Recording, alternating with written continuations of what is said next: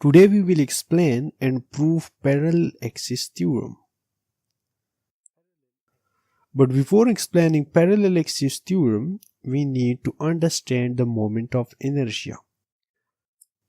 Moment of inertia is the resistance to angular acceleration or deceleration and is equal to the product of the mass and the square of its perpendicular distance from the axis of rotation.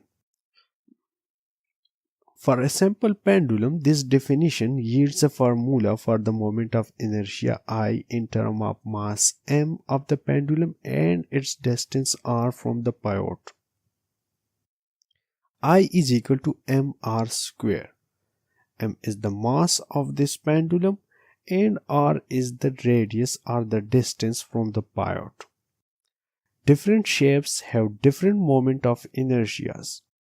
Here is this list and these different shapes have different moment of inertias. Now parallel axis theorem. The parallel axis theorem states that if the body is made to rotate instead about a new z-axis which is parallel to the first axis and displaced from it by a distance d, then the moment of inertia I with respect to the new axis is related to Icm, moment of inertia about center of mass, by this relation I is equal to Icm plus md square. This Icm is the moment of inertia at center of mass. M is the mass of the object and d is the distance of separation between the initial axis which is passing through the center of mass and the z dash which is the secondary axis. Now the I moment of inertia at this z dash axis is equal to Icm, the moment of inertia at center of mass, plus m, mass of this object, and d square. D is the distance of separation between this z-axis and this z' axis.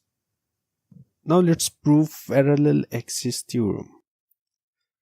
Now the moment of inertia in ideal case or through the center of mass we know is equal to Icm is equal to mr square.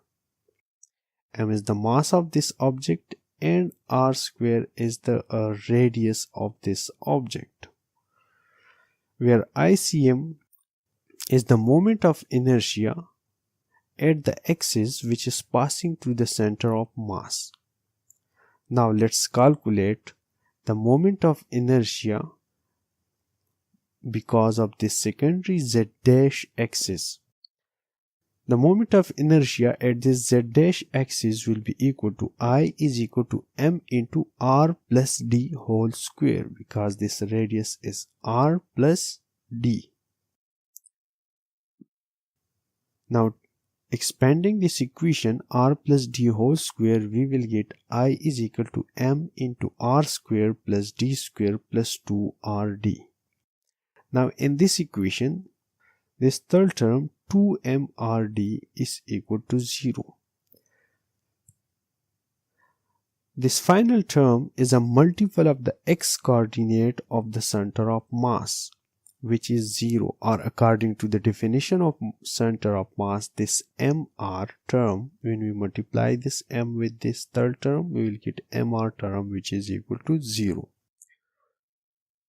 Now when this third term drop to 0, we will have mr square plus md square, and this mr square we know is the moment of inertia at center of mass, plus m mass of the object and d square. So we have moment of inertia I at this z' axis is equal to Icm moment of inertia at center of mass plus mass of the object and d square, the distance of separation between the z and the new z' axis.